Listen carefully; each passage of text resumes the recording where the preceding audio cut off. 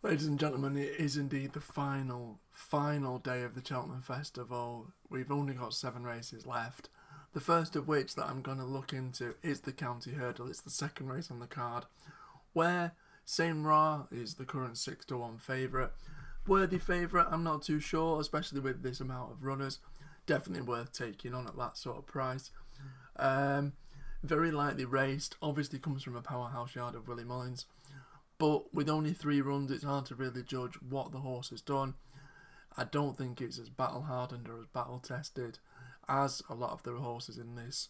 So for that reason alone, although the green and gold silks have obviously been carried to victory numerous times already this week, Barry Geraghty I don't think will be adding to his winners tally here.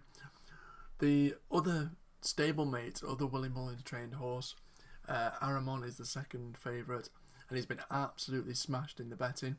Form figures of something that resemble a little bit of a telephone number. However, clearly when the money's down for a yard like this, especially I find for an owner that isn't one of the powerhouse yards, which is the case here, I think it's definitely worth taking note of.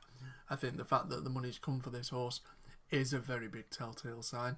However, I must admit, I'd already made my mind up about this race about 5 or so days ago.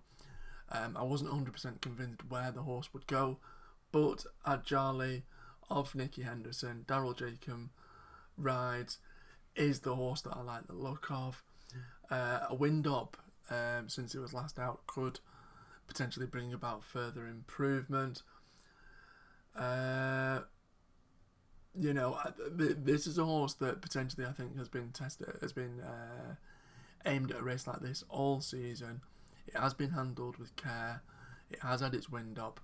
And noted horse judge Ken Pitterson, when he went up to Seven Barrows, did say that this is the horse that took the eye, or was the most impressive when he was up there that day. Also, trainer Nicky Henderson has come out and said that this is probably one of his the horses that have been going the best at home. Obviously, anything Henderson says you've got to take with a pinch of salt. He has a bit of a track record.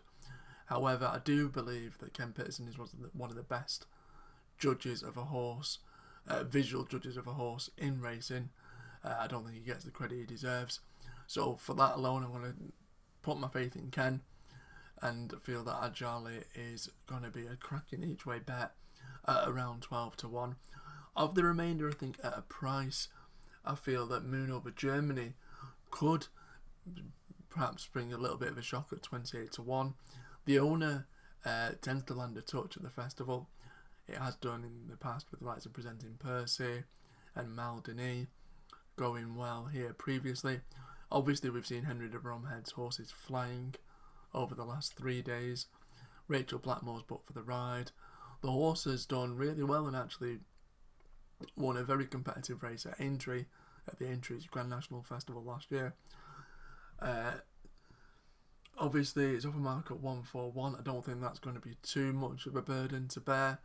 And at 28-1, a decent price, obviously, for this race, which is the second race on the card.